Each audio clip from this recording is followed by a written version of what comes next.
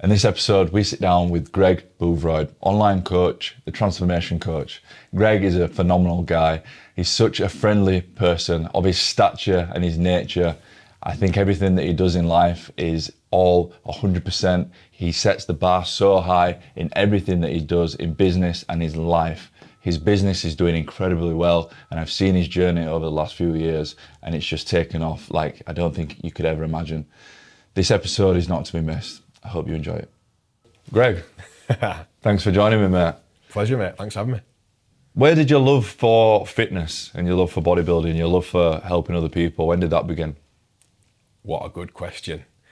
I'll be truthfully honest, and I probably haven't been able to be honest until like this point in my life, you know, hitting my mid-30s, but probably from insecurity. Right. When you say insecurity, can you go into what you mean by insecurity for you? Yeah, so I would say when I was 12 to 13-ish, I had like the start of a growth spurt maybe, and kind of like started to get taller and was quite thin with it. I always had like a more athletic, slimmer build. And it was only actually in therapy that this came out. We'll probably get to this later on, but everything came to a head at a point in my life. And I had a big rug pulled from under me moment. Right. And I needed help. And uncovered a lot. So that's going to help me answer this first question. 12, 13-ish. And I was quite thin. Just because I was fucking 13 and I'd just started to get taller, starting to go through puberty, whatever. I was quite thin. And almost looking a bit gaunt maybe. I was a terrible eater. I used to, this is embarrassing and funny, I used to have school dinners, packed lunches, not school dinners, because I could then not eat. Right. I just never had an appetite. At school dinners, you had to eat everything that was there. You know, to put your hand up to turn around to get your dessert, etc. Packed lunches, I could kind of get away with it a bit more. So I told my mum I want packed lunches. And the reason was so that I could only eat what I wanted to eat and then get away with the rest. So I used to have packed lunches, go home. Didn't want my mum to know I'd not eaten anything. So I got a black bin liner, put it under my bed. And every day I'd come home, I'd take my sandwiches out. All of them, I wouldn't even eat them. I'd have my yogurt, my packet of crisps. That was it. I'd put my sandwiches under the bed in this black bin liner, throw them away. And months into this, my mum was cleaning my bedroom and like, what is that smell? What is that smell?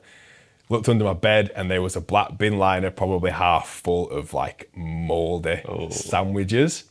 So I've never been a big eater. Even like when we were eating at the table, I used to like chew meat and then like spit it out and throw it under the table. Like when we'd be like vacuuming up the day after and be like, stop throwing your food under the table. Like I used to just like throw it off my plate so it looked like I'd eaten it. No idea why. I just never was a big eater. Didn't have a massive appetite at all. So I was quite thin, didn't have a big appetite, started to shoot up. So I was quite gangly maybe. And I was coming downstairs. I remember this now after it being pointed out in therapy. My nana was there, my mum's mum, and I was coming down the stairs and they're in the kitchen talking. They didn't know I was coming downstairs or I was there. And I heard my nana say, I'd got this dressing gown on that I'd got for Christmas. It must have been around Christmas time. Greg looks very thin in that dressing gown. Like, I'm worried. I don't like it. So she was obviously worried that I was quite thin, quite gaunt, and expressed to my mum, you know, I'm worried, is Greg okay? I don't like it. I heard, I don't like Greg when he's thin. Thin Greg, I don't like. And that triggered the start of my journey, where nobody likes the Greg that's not big. Like, that was my identity. So I got to a point in my life where I thought I was only a good personal trainer, coach, because I was big. My partner at the time was only with me because I was big. My friends and my circle only wanted to be my friends and around me because I was big. I was only popular because I was big. And I could not now be anything other, or I'd lose my job. I'd lose my friends. I'd lose my partner.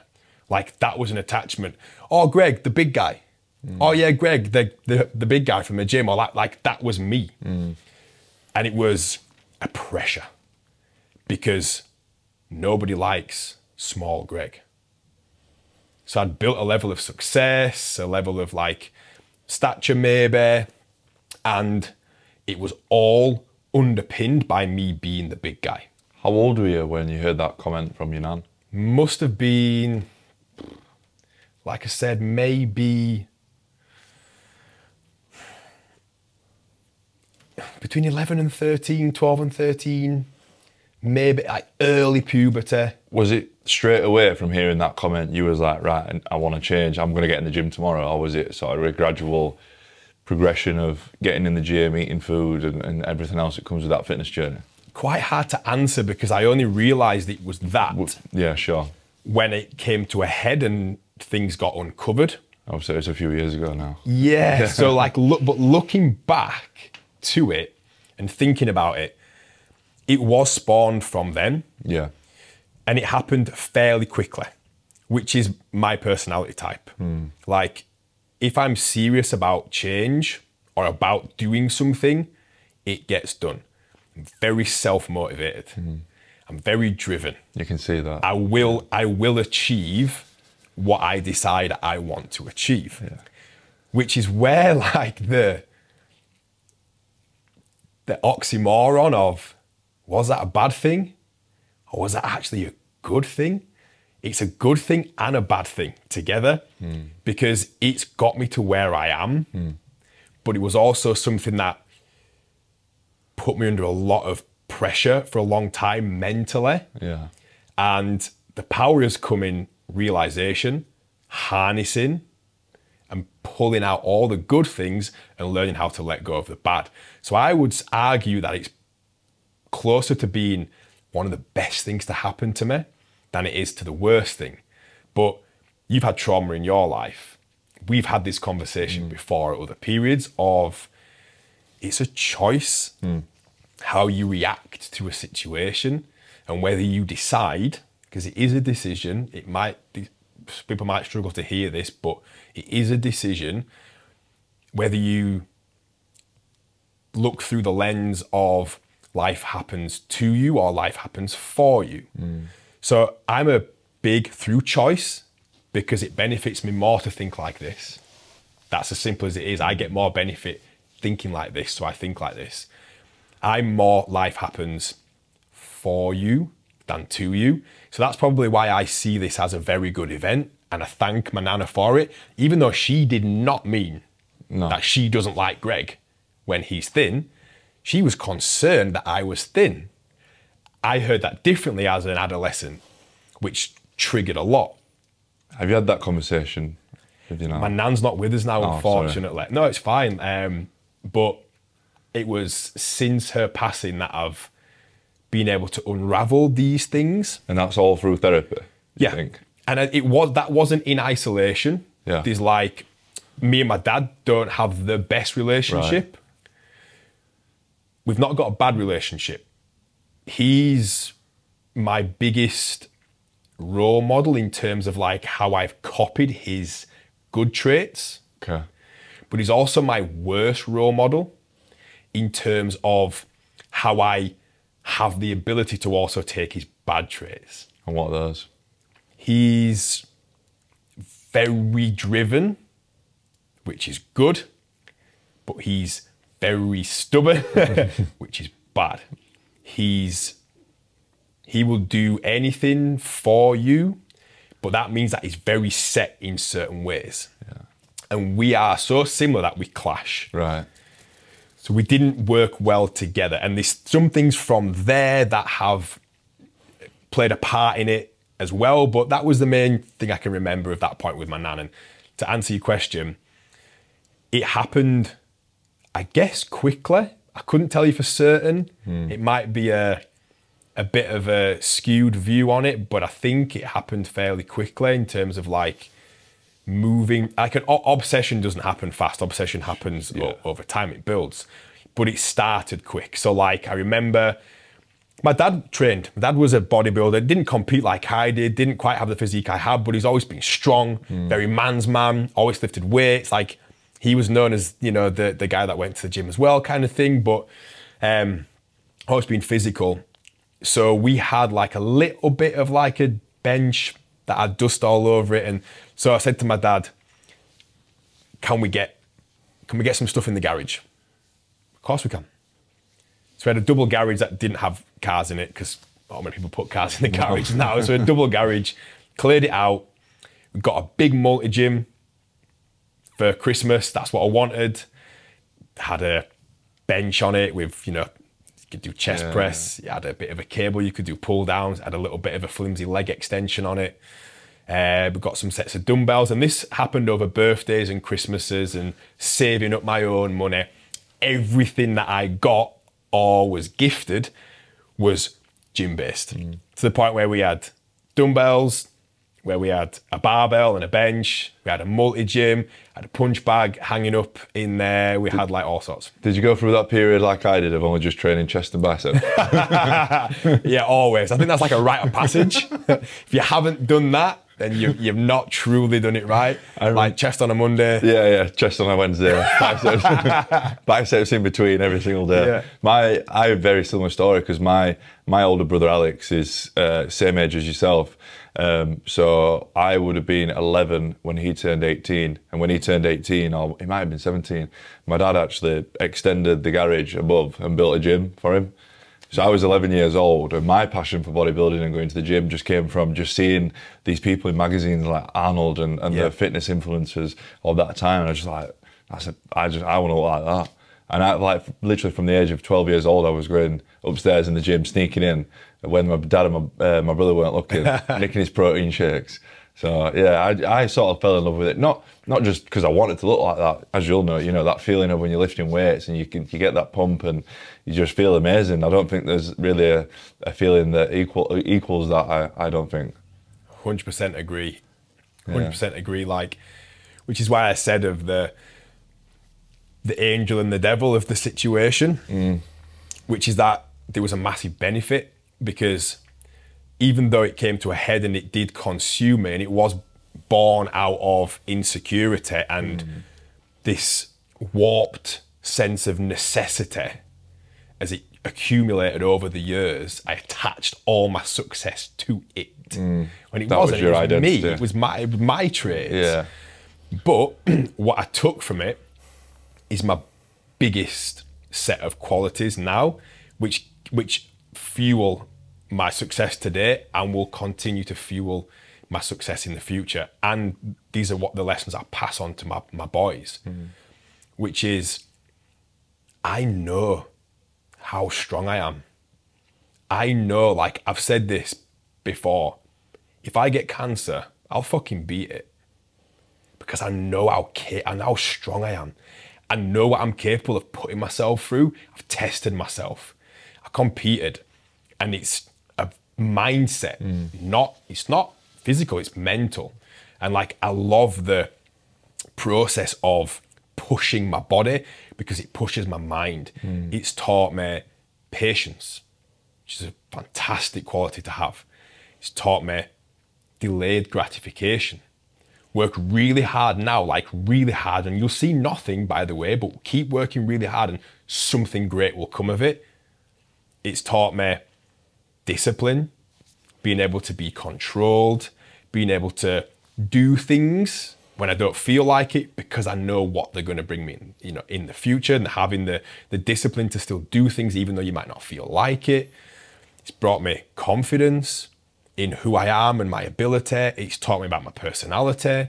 It's actually started with an insecurity, but it's made me more secure now. Like, I know who I am. I'm not afraid of like my weaknesses or talking about them. Like, so it's actually given me more in that side of things than it has in a physique. Yeah, I have a decent physique, like it's better than the average person. It's more than decent, mate. You don't have to play it down. You look really good. Thank you, but I have massive body dysmorphia. Yeah. Sometimes I'll see myself in a picture and I'll be like, oh, I do look pretty good, don't I? But do you always find with that though, it's because I have that, like I got in really good shape in March, as most people do for a holiday. And at the time I'd look and I think, I look all right, and now I look back and I think, fucking hell, I look mint. Yeah. And then you look back, you're like, shit, I need to look like that again. It's crazy, innit? Yeah. I remember when I did my first competition and I was like 3 or 4 weeks out. How old were you when you did your first competition? Your age, I think. Right, okay, 28, yeah. About your age. And how many competitions did you do? I've only done 2. Yeah. But I was very good.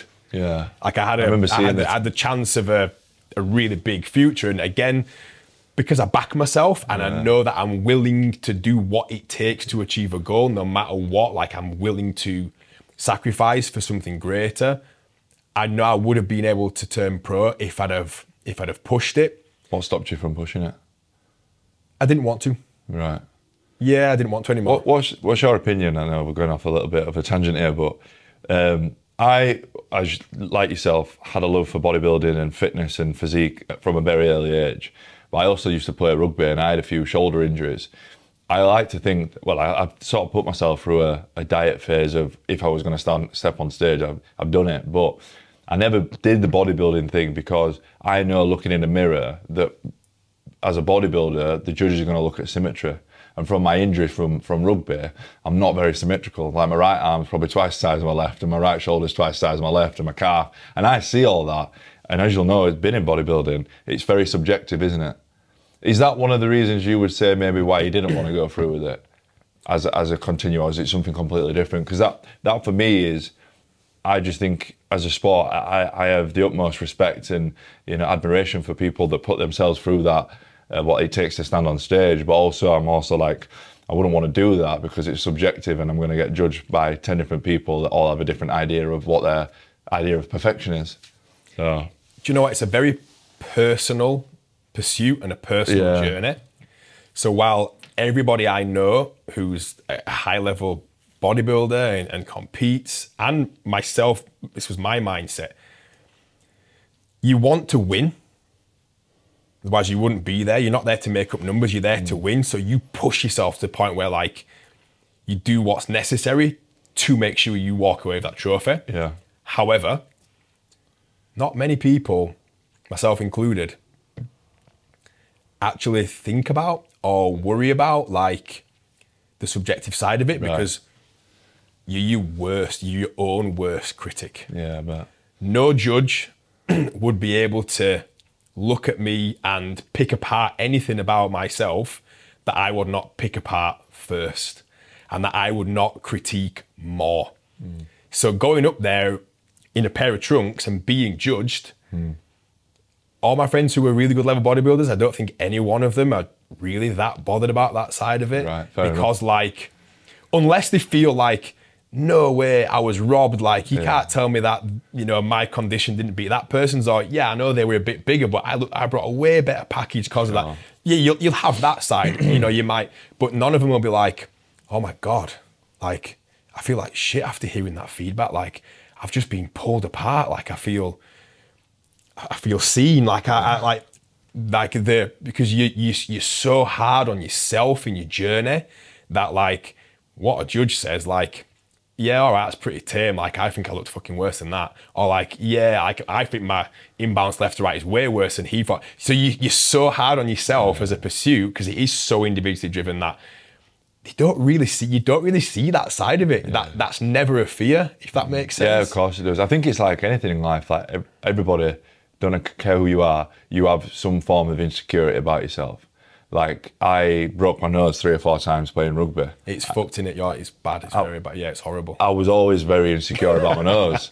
So I had surgery on it, and then they didn't do it right. I had surgery again, they didn't do it right.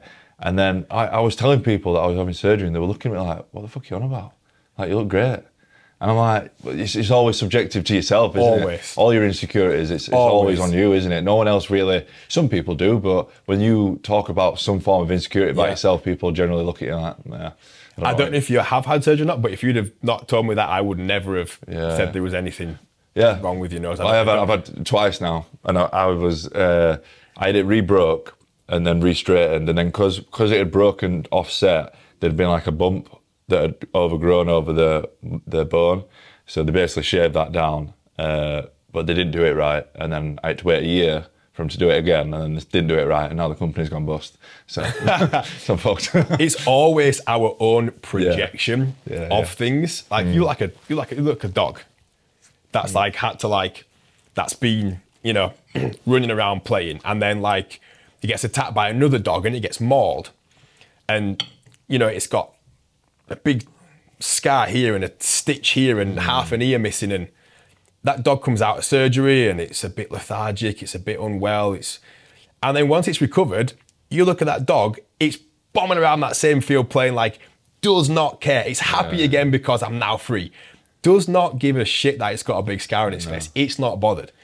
But we as humans are very conscious and aware of other people's opinions of us, and fitting into the status quo, not standing out too much, that it's normally a projection of like how we feel. Like no one else really cares. No, they don't. And that's something that I always like. Obviously, we see each other very often at the gym at 6 o'clock in the morning, and sometimes I'll be like picking out my gym outfit the night before, and I'll be like, yeah, that looked good. And I'm thinking, no one gives a fuck what I'm wearing in the gym at 6 o'clock in the morning. So now I just sort of bang on the easiest thing that's there. And I was thinking to myself, like, you get to the gym, everyone really does not care. They're there at 6 o'clock anyway. It's hard enough being there at that time. The last thing they're doing is looking at you and thinking, oh, his outfit looks shit today. Yeah. Sometimes, I don't think this is the case for you, but sometimes people think and focus on those things because it's, like I said, I don't think this is your case, but some people will put that there because it's another reason why they can't go or they shouldn't go. Like, limitation of Just like sometimes we like to put extra little barriers there to give ourselves a hard time when, like you say, it's already hard to get up at 6 o'clock. Never mind worrying about what. And I couldn't tell you what you wore in the gym yesterday when I saw you.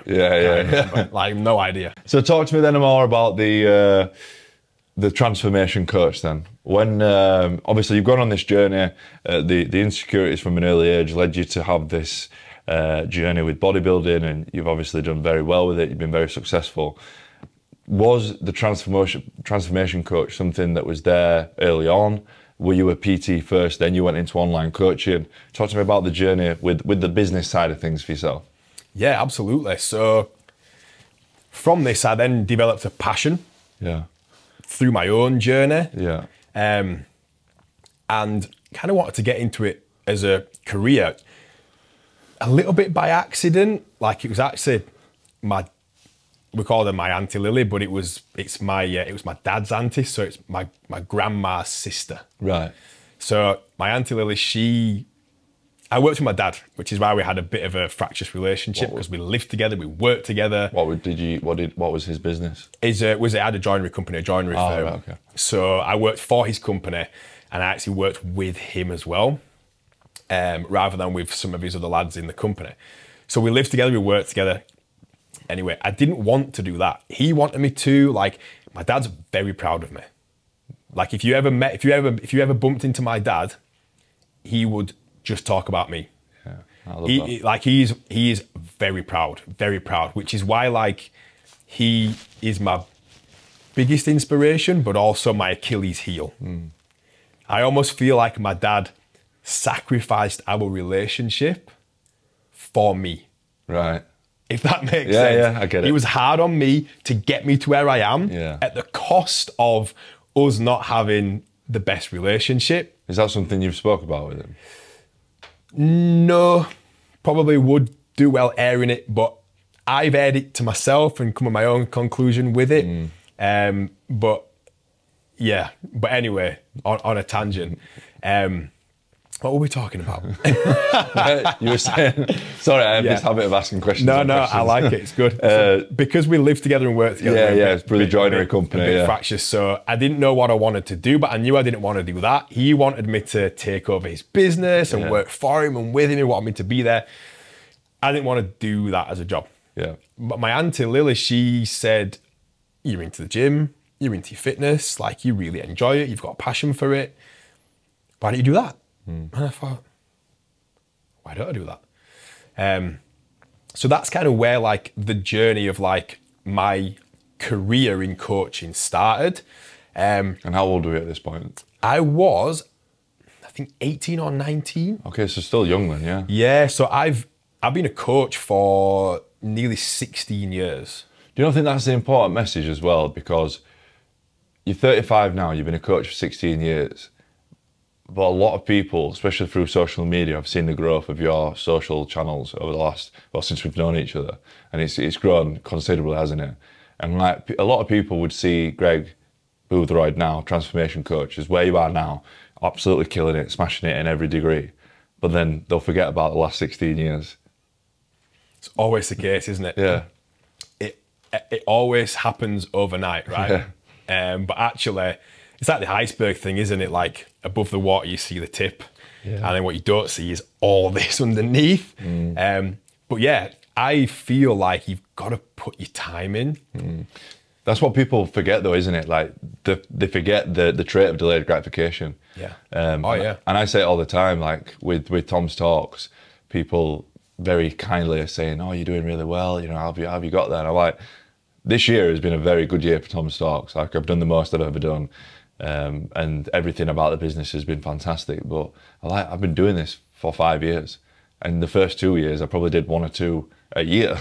And it's just built on that. Like it's not just happened overnight, but I've kept going and I've kept going and I've kept going. I've not given up at the first hurdle when I thought somebody's not booked me again. And then, you know, it's that delayed gratification, the patience and the consistency traits that you spoke about. I think that is such a strong message. Yeah. And a powerful message. And if I guess there was like a handful of things that any young person would do well to hear or to know or to understand, that has to be one of them, right? Like, yeah, definitely. Keep putting one foot in front of the other. That's why you've got to have a passion for things, because a knockback will not rock you if it's what you want to do. Definitely. If you really have a burning desire, when I started it, I had no desire to like become a millionaire from it. Zero.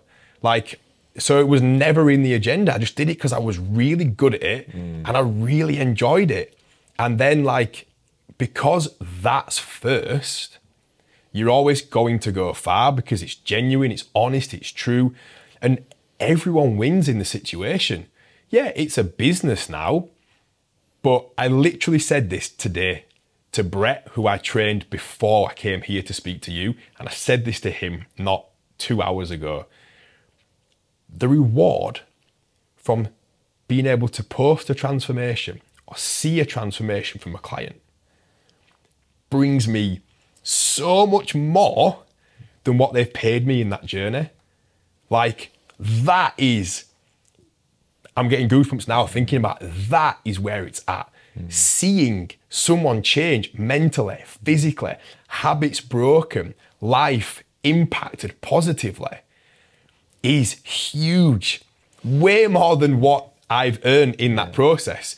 And if that is at the heart of anything you do in life, I don't think you can ever lose. No, I completely agree with that, mate. Once you see that and you then have the motivation from the results that you're getting, that's more intrinsic motivation than you'll ever need to continue to go. It's like, for me, like I say, standing up in front of an audience and delivering a talk, and I say that last bit that I say about suicide is a permanent solution to a temporary problem, and you can hear a pin drop in the audience, and I can see everyone looking at me like you know, it's awesome. the same as yourself with your clients. There's no better feeling than that. Yeah, nothing compares. So that is the best motivation that you're ever going to get. Absolutely. No, 100%. definitely. If I won the Euro Millions and I won 250 million, ridiculous amount of money, I would still do this. I just probably wouldn't charge people. Like, because I absolutely love it. Yeah. And what you get to give and pass on to other people is huge. Yeah. And to see that is incredible. So yeah, while it is a job, a career, you have to have that first. And as a message for someone, anyone younger, starting on a journey, if you pursue something that you feel that strongly about, then it doesn't matter how long it takes, because it's the journey, not the destination, which is corny as hell. But if it is the journey, so true though. I can't remember the exact saying. It's not my saying, it's a saying. It's something like, the man who enjoys walking more than reaching the destination will always travel further. Yeah, I love that. Something like that. We can say that you said that first. Yeah, that's Greg Boothroyd 2024. I've probably messed it up a little bit along the way, but you understand the logic. Yeah, it's the process over the outcome, isn't it? Yeah, because every time. I enjoy just heading in this direction. Have you ever fallen short of that? Because I know I definitely have. In the last, so I'm 28 now, and I've been working within the business of the school furniture business since I was 19, and then Tom's Talks from 23, and you know, I've achieved some pretty decent things over the years, and I know I've fallen short of thinking that when I got that thing, I'd be happy, or when I achieved that thing, I'd be happy. When in reality, like you've just said, it's not the external, materialistic, whatever object thing in the future. It's the journey of getting to that. It's the waking up every day, getting to the gym at 6, coaching your clients, doing everything you possibly can, working your ass off, embracing the challenges, not giving up. That for me, that's what it's all about, isn't it? That's the high. Yeah, 100%. Have I fallen short of that? Yes. Yeah. Probably recently, being guilty of going down that route. One thing I try and do, and I do fairly well at it, is very self-aware. Very good at playing devil's advocate with myself around looking at, because it all came to a head at one point and I had to have therapy. How long ago did you start having therapy, sorry? So I went through a spell of it rather than it being continuous. Right. And I went through a spell of it 7.5 years ago. Okay. And it's something I only did for a short window. Right. I used it as a tool. Yeah. I'd highly recommend it to anyone, but I didn't feel like I needed to. I got what I needed from it. I absorbed it. I understood the benefit, the logic behind it, and I can apply that myself now almost. Yeah. No, I get that. But like now I have a mentor instead. Okay. So rather than like having therapy, I have a mentor. So I believe in having a mentor, I believe in having a coach yourself. I'd be a hypocrite if I had people to pay me good money and I wasn't willing to pay out good money. So I pay a lot of money each month. I remember the conversation that we had. Yeah, I remember the conversation we had. To coaches, mentors, because I see the value in it. But it is invaluable what you get back. Invaluable. Yeah. And the mentor I use at the minute is very good, like with like mindset and balance. So like it's really helped me recently because I've gone into this slope of like, I now have quite a few people work for me inside the business or with me inside the team, and these more pressures grow. I've got my little boy Bodie. Chloe's due in like 4 or 5 weeks time, so we're gonna have 2 boys, and like the pressures are there a bit more now. Like other people are relying on me. I need to make a certain amount of money just to fuel the business now. Never mind just to make money to live off. And if you want to grow, you've got to reinvest that. So it gets a little bit scary when you go from having a job to running a company. So I was almost just feeling myself going into that trap of like pressure. And I could feel myself being harder to live with, less fun in my life. There were less pockets of fun and enjoyment, more just the overwhelm, anxiety was starting to lift. And recognizing that actually, I've got this far through enjoyment. So I can get to the next step through enjoyment, like pull back, it will happen. Enjoy the process, because there's something in that. I got here through really enjoying it. And I have close friends, multiple, who are in or have been through that dark night phase, season of their life where like they've been chasing numbers, chasing figures, you know, attaching themselves to material things, to targets, to financial numbers. And it's reduce the quality of life elsewhere, whether that be their health, whether that be their relationships, whether that then be mentally in their own heads, losing self-worth and value. Like, what is this? I can go out and buy this and it gives me nothing. I can go out and then buy that and it gives me nothing. I'm here in life and I thought I'd be super happy here, but I'm not. So because I've got a mentor who's very good at grounding and working on like balance and all these things, and because I've taken the experience of working with a therapist, and because I've seen people in my circle fall into the trap, I feel like I'm able to control it a little bit better, and not fall into it. But I think you're always very close to falling into that, which is actually why I coach who I coach. So my, I guess, perfect client, so who is in Team TTC right now, is now very specifically one type of person for that reason. Okay. Because I can coach that well because I've lived through that. I can coach that because that's my reality. We're getting better results. We're getting a big community of like-minded people, and it's all just growing because of that. So that is, I guess, why. And I couldn't hold authority in this space the way that I do hold authority in this space if I hadn't have had 16 years of this beforehand. And I think there is always that element of being seasoned and going through it. Definitely. And experiencing things firsthand and highs and lows. And I think that is why, and I've not been able to do it, like I said, until like I got to like my mid-30s, why you should talk about it, because there might be someone at 25, 26, 27, 30, whatever, 50, who's like, can resonate a little bit with it and know that actually it's pretty normal. Yeah. It's all right. It's part of it. I think it'd be fantastic for young aspiring online coaches to hear that message.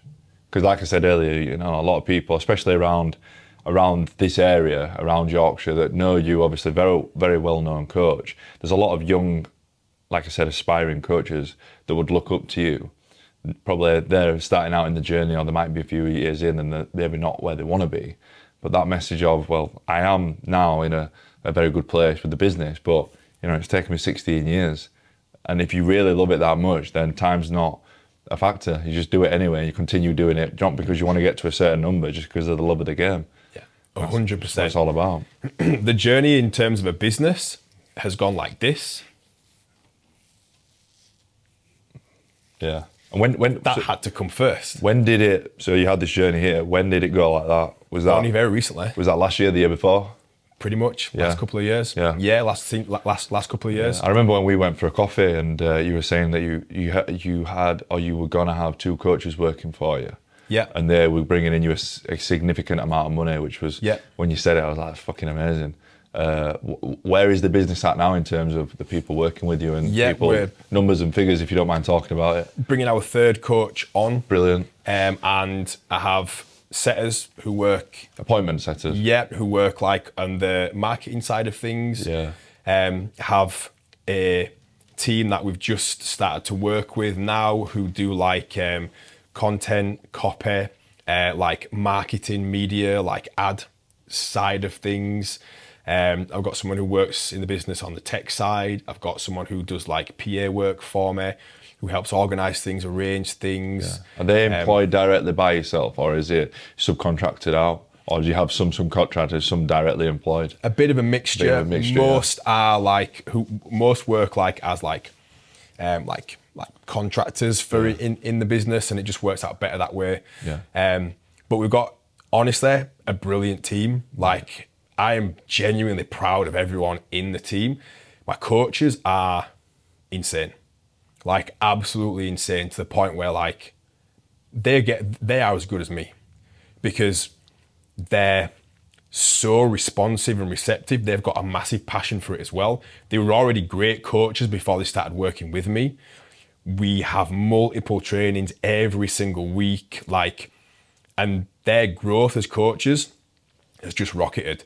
So like now, anyone coming in the team, like, it's harder to lose than it is to win. What is it that you look for? So if somebody approaches you and says, Greg, I want to join your team, what do they need to have for you to say, let's see what you've got? A passion to help people. Yeah. And a passion to like, they need the same vision. Vision is everything. Going back to what we said about like putting the hard yards in, and it's going to take years before you actually might get anything like really special out of it or financially special out of it. Vision is what gets you there. You constantly need to know, this is what I'm put on this earth for. This is what I'm capable of. This is what I see. This is the impact I want to have on my specialist area, on, you know, in this industry. So they need that vision and that passion, because then it doesn't matter what's going on to your left or right, because no one's going to stop you getting to that point. That's what I look for. And like, by the way, just to kind of caveat that, like the journey when you might talk about finances might have gone like this, and I'm nowhere near made it yet, like I'm not, but it might have gone like this. But actually, from this point here, from day one, the impact we've been able to have on people's lives, the success, the transformation, the results, if it's gone from here to here in terms of like a business, it's gone like that across the whole 16 years. The standard's been high. Yeah. The impact we've had's been huge. My first transformation, Georgia Campbell. Like, I get goosebumps now. What a fantastic person. Like, I've always created a relationship with everyone I've worked with because I give a shit. Yeah, yeah. If we can build a relationship, we can build a physique. You can see that though, because you are very personable. Appreciate that. But that's what's key. Like, that's the metric I look at. Can I sleep at night? Am I doing what I said I was going to do? Is my fulfillment there? And because that market and metric has been high from the start, none of this other stuff really matters. It just comes. It just happens. It's a byproduct. Just happens because like I wake up every morning thinking abundance, not scarcity. Because you can really stall. Wake up every morning thinking abundance.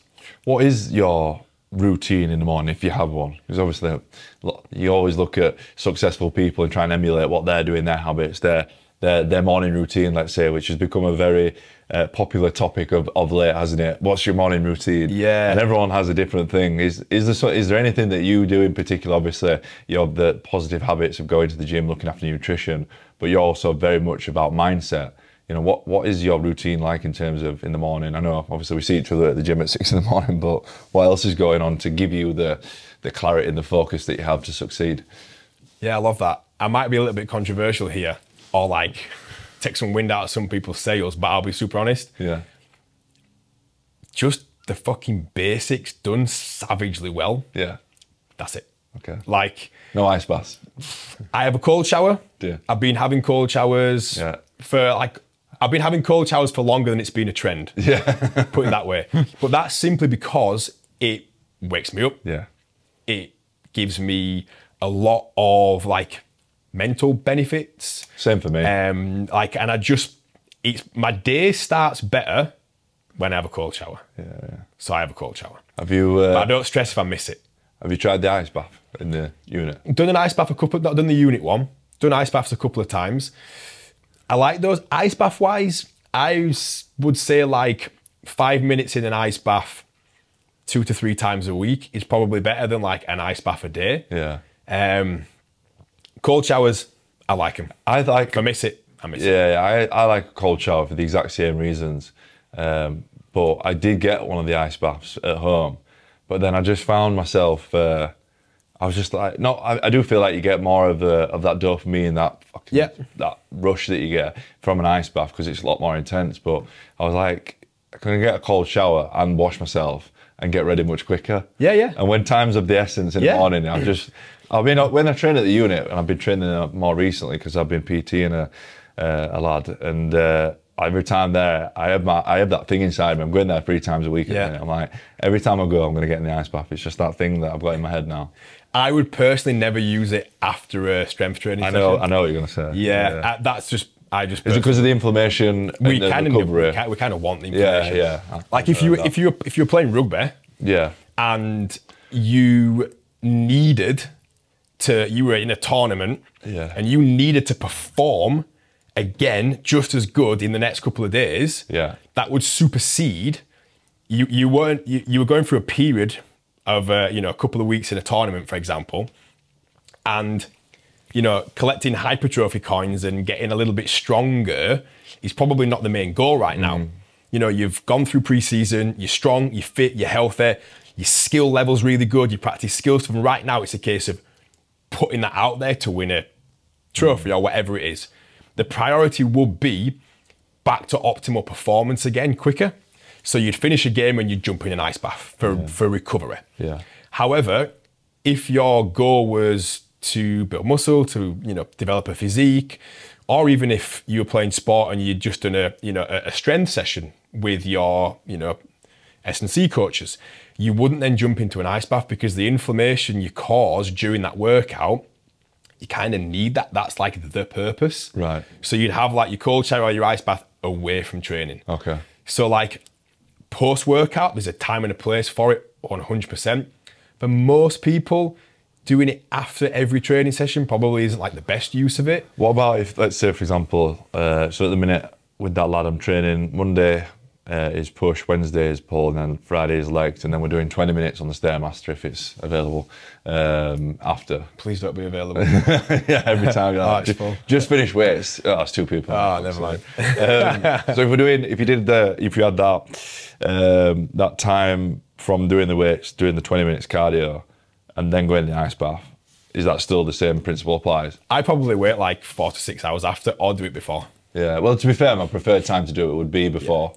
For me, 2 or 3 5-minute immersions in ice baths a week, around like the evening of a morning heavy leg session would be really good for recovery. And the rest of it, I would do for the mental benefits. So I'd wake up first thing in the morning and either ice bath or cold shower and just really get the mental benefits from it. And like actually there's some physiological benefits, like the cold water on the head can supposed to be really good for like Alzheimer's, dementia, like reduction and stuff. Like there's loads of benefits. There's loads of benefits. And that side of it interests me more. So early morning, first thing AM, that's where I see the most benefit. If I was really beat up from a leg session that I did a couple of days ago, and there's an ice bath available, jump in 5 minutes, might speed up some recovery for my session in 2 days.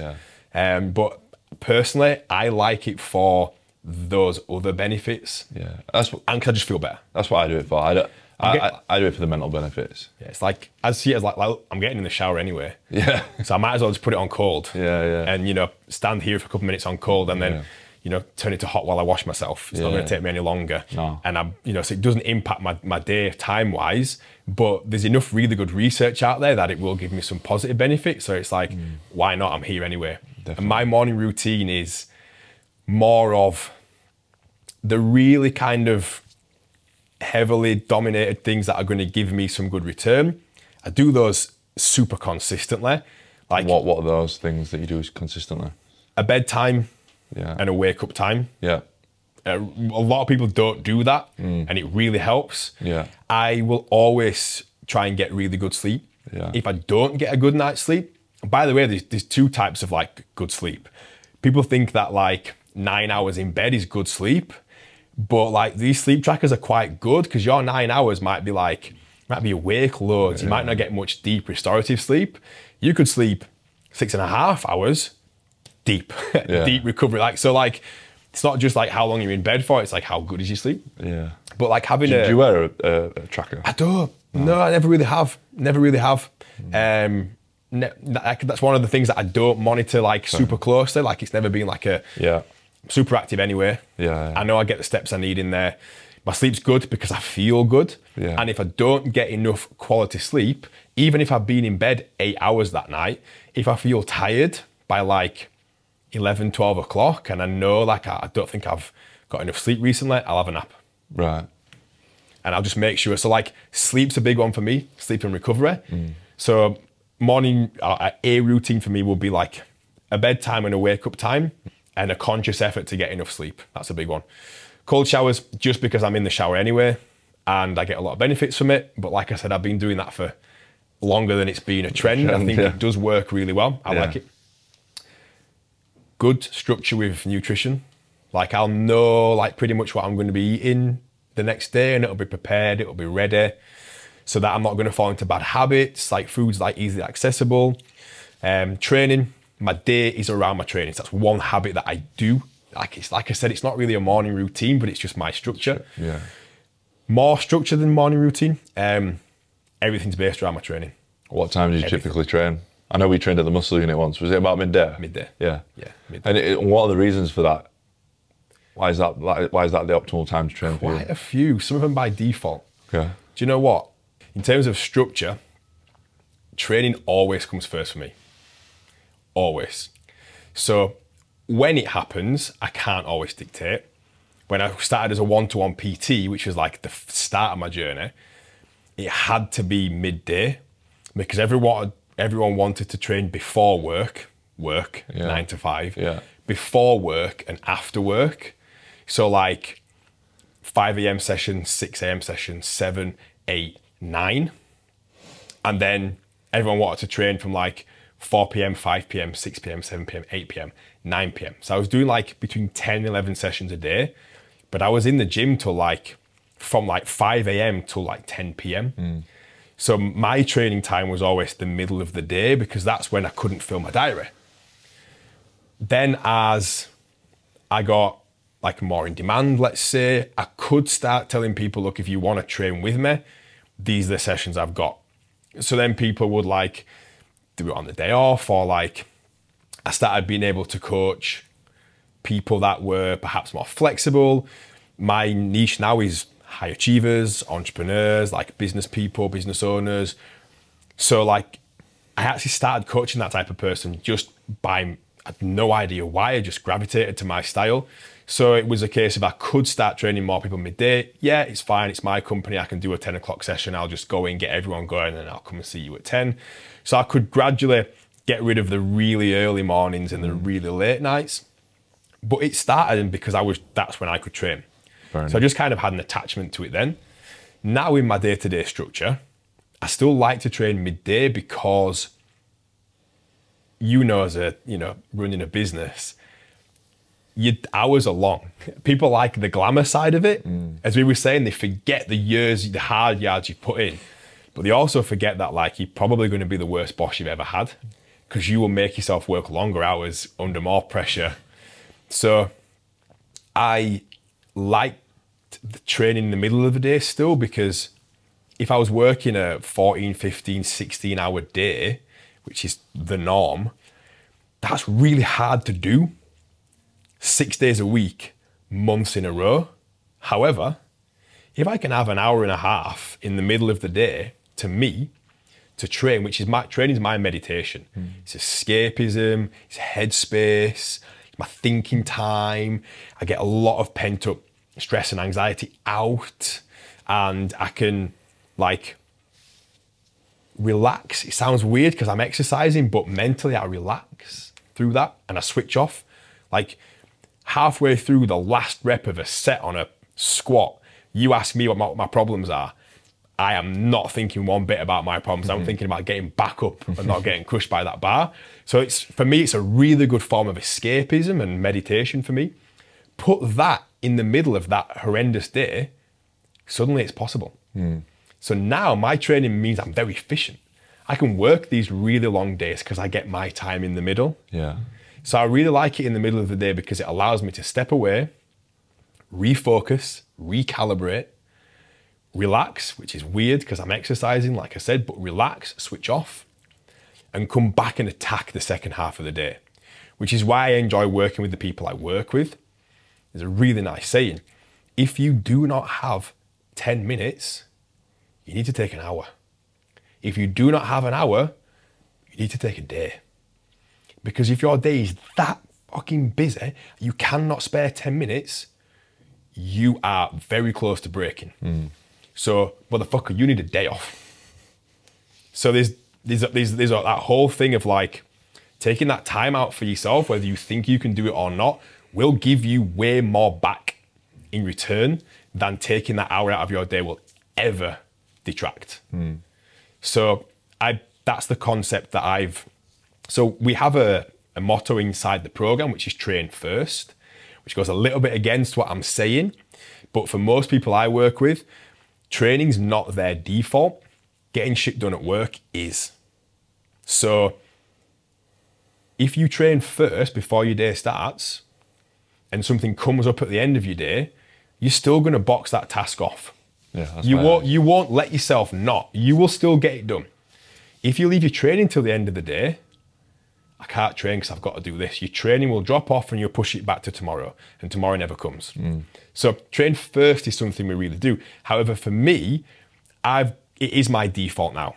It is on lock. It is something I will not sacrifice. My day's built around it. So therefore I can move it in my day and know that I'm still going to do it. So train first might be our motto, but for me, it's really good in the middle of the day because it gives me back more to my day. And again, it's my staple. So training for me is my guide rope. Like, if things are getting on top of me, it's hard, family, relationship, work, whatever it might be, and there's uncertainty, the best thing you can do is to control the controllable. And the one thing for me that is my constant is my training. My escapism, my headspace, my training. So it's my guide rope. So like, if everything's foggy and cloudy, I know I can just hold on to that guide rope and it will pull me through to the other side when the sun's shining and things are bright again. And I know I'm just picking up where I left off. And by avoiding going backwards, you're always progressing and consolidating. So you're always actually moving forwards to some degree. If it's not regression, it's progression. So my training is that guide rope, is that constant, allows me to navigate harder, more challenging times without going backwards, losing myself, and really putting myself in the shit. Because people rely on me. 100%. So like, I am the biggest cog in my world. Like, it's my responsibility to make sure that I keep turning.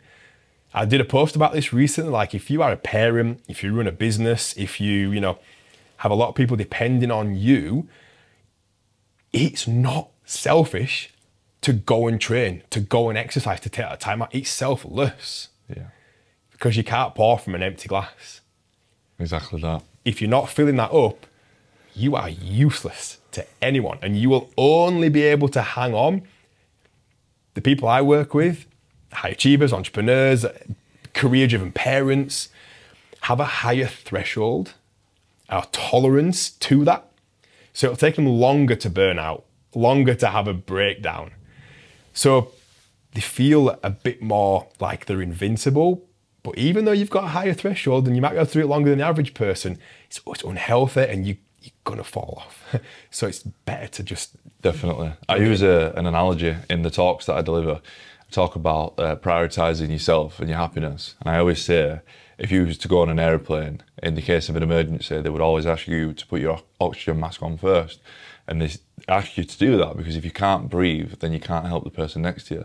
And as they say, it's the same with your health and the same with your happiness. If you're not prioritizing your own health, then what would you prefer to do?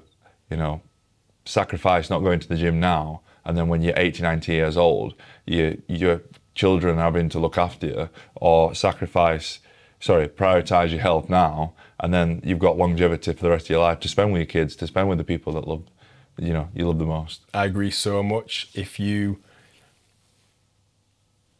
prioritize yourself, then you equip yourself to be able to be better for others. 100%. So your choice is make time for your health or be forced to make time for your illness. Yeah, that's the saying.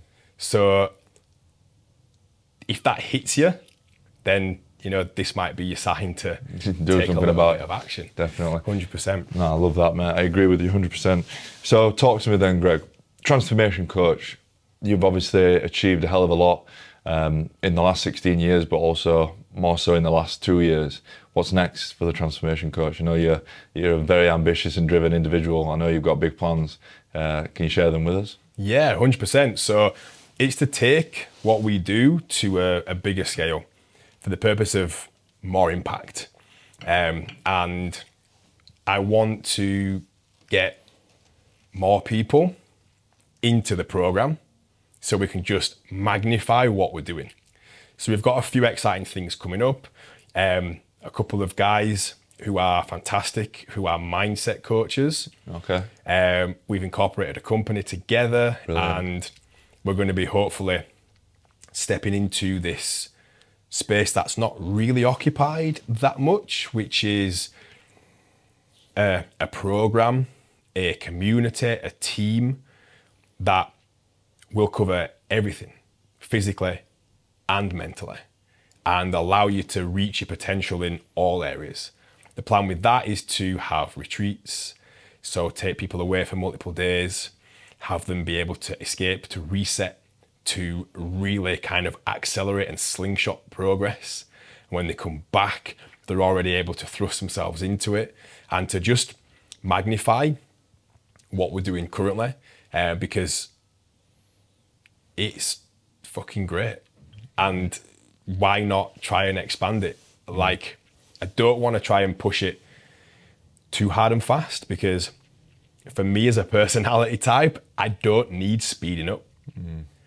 I sometimes need just pulling back. So by me taking my time with it, it won't mean it doesn't happen, or it's not going to happen.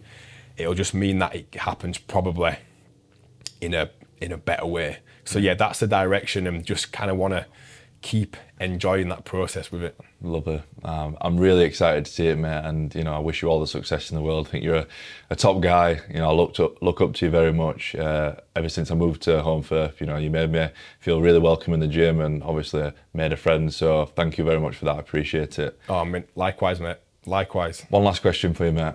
If you could go back to speak to 12-year-old Greg when you heard that comment from your grandma, what would you say? Probably say, this needs to happen. Powerful. I don't think I'd change. I don't think I'd want to tell him anything that would change what he did, because I'm really fucking grateful, and I'm not a spiritual person. So like, I don't believe personally that, this has just been luck or fortune or given to me because I've been a nice person. I've worked really hard for it. But I do believe in gratitude in terms of like how it allows you to make your next move and how it allows you to move forward really clearly with the right intentions. Gratitude helps that forward movement. So I'm really grateful for where I am. So I don't think I'd tell him too much, because I wouldn't really want him to change anything. Everything that's happened has happened for me, Yeah, I love that. not to me. Love that, mate. Thanks very much for coming on. Thank you, mate. I really appreciate it. Appreciate it, mate. Thank you, bro. Top man.